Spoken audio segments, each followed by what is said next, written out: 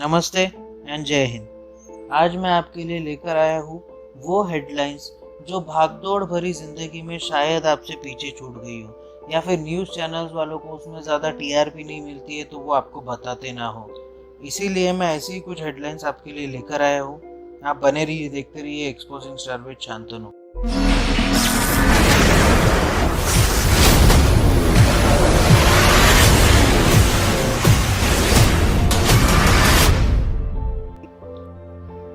तो पहली आपके लिए मैं लेकर आया हूँ एक गुड न्यूज़। ये गुड न्यूज़ आ रही है इंडियन व्यापारियों की तरफ से।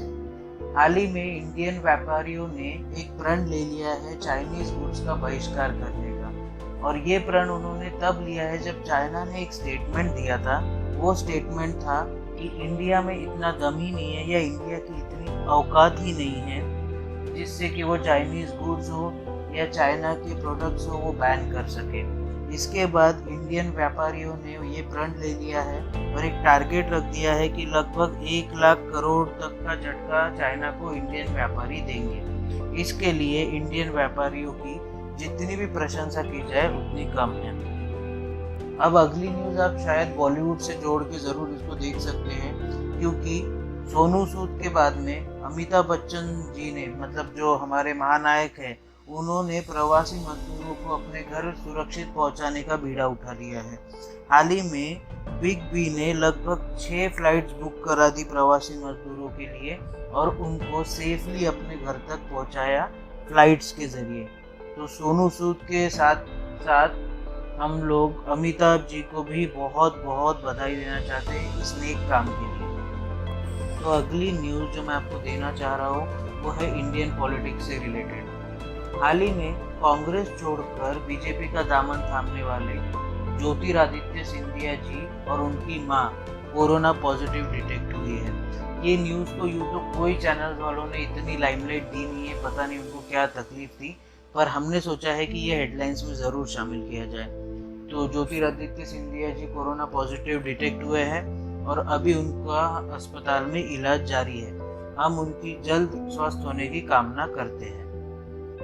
अब थोड़ी सी इंटरनेशनल न्यूज़ के बारे में भी बात कर ली जाए। हालांकि नेपाल को हम लोग इंटरनेशनल मानते हैं या नहीं मुझे पता नहीं, बट फिर भी नेपाल के पीएम ने भारत के ऊपर इल्ज़ाम लगाया है कि नेपाल में जितने भी कोरोना के मामले हैं उसमें से 85% भारत की वजह से है। मतलब उन्होंने सीधा सीधा भारत को इसके लिए जिम्मेदार ठहरा दिया है कि नेपाल में बढ़ते मामलों के लिए भारत जिम्मेदार है। उन्होंने खुद की व्यवस्था के ऊपर में कोई कमेंट नहीं किया कि वो फेल हो चुके हैं ये सब करने में, फिर भी उनको लग रहा है कि भारत ने इसकी कुछ गलती की है या भारत ने सारे कोविड पॉजिटिव पेशेंट नेपाल भेज दिए हैं। जबकि वो ये भूल गए हैं कि कई नेपाली लोग भी भारत में आके अपना व्यापार कर रहे हैं और वो यहीं से वापस जा रहे हैं।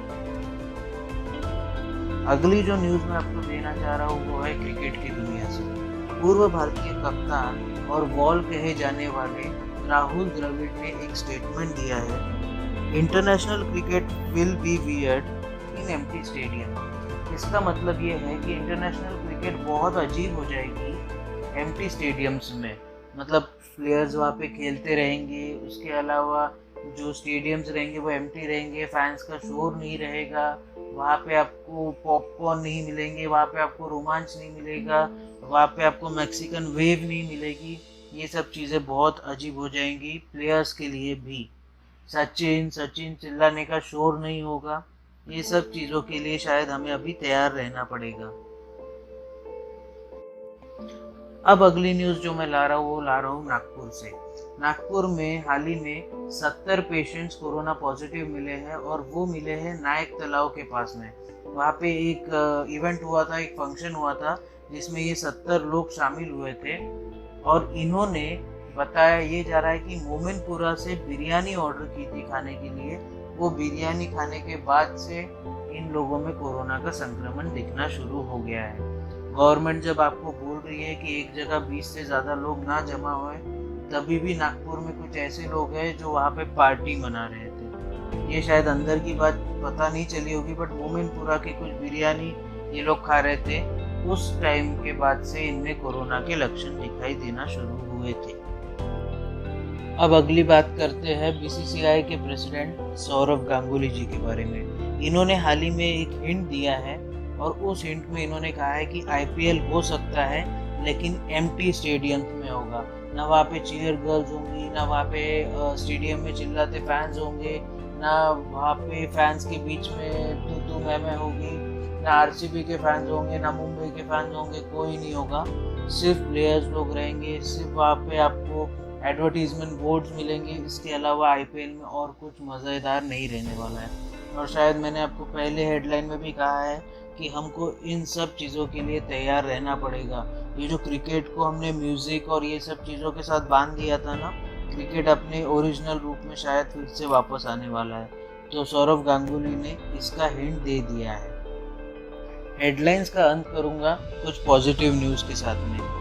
हाल ही में जैसे आप लोगों को पता चला होगा कि केजरीवाल जी ने खुद को क्वारंटीन कर लिया है।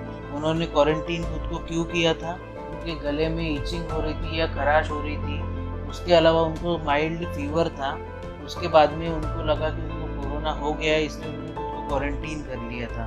पर हाल ही में उनकी रिपोर्ट आई है और वो रिपोर्ट उनकी नेगेटिव आई है। तो केजरीवाल जी कोरोना पॉजिटिव नहीं है और हम यही दुआ करते हैं कि केजरीवाल जी स्वस्थ रहे और पूर्ण मन से दिल्ली की जनता की सेवा करते रहे।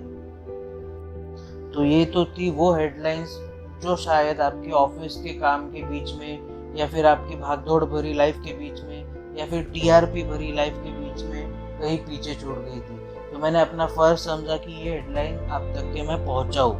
तो ये मैंने आपकी हेडलाइंस आज की पहुंचाई थी। इसके अलावा आप और क्या कर सकते हैं? अपनी हाथों की सफाई का ज़रूर से ध्यान रखिए। बार बार अपने हाथों से अपने आँख को, नाक को, मुंह को ना छुए। इसके अलावा सोशल डिस्टेंसिंग का ज़रूर ध्यान रखिए। जब भी आप बाहर जाए तो अपने और अगले बंदे में कम से कम 10 से 12 फीट का अंतर ज़रूर रखिए। लॉकडाउन या अनलॉक जो भी नियम गवर्नमेंट आप पे लगाती है, इन सब चीज़ों का फॉलो ज़रूर कीजिए, क्योंकि इसी तरीके से हम लोग कोरोना से जीत हासिल कर पाएंगे। जब भी आप घर से बाहर निकले तब अपने चेहरे को फेस मास्क से ज़रूर कवर कीजिए, क्योंकि अगर आप खांसेंगे तो उसके जो ड्रॉपलेट्स है वो हो सकता है इन्फेक्टेड हो और वो ड्रॉपलेट्स किसी और तक पहुंच सकते हैं, या अगर और भी कोई खांसे तो उसके ड्रॉपलेट्स आप तक पहुंच सकते हैं। तो अपने चेहरे को फेस मास्क से ज़रूर कवर कीजिए।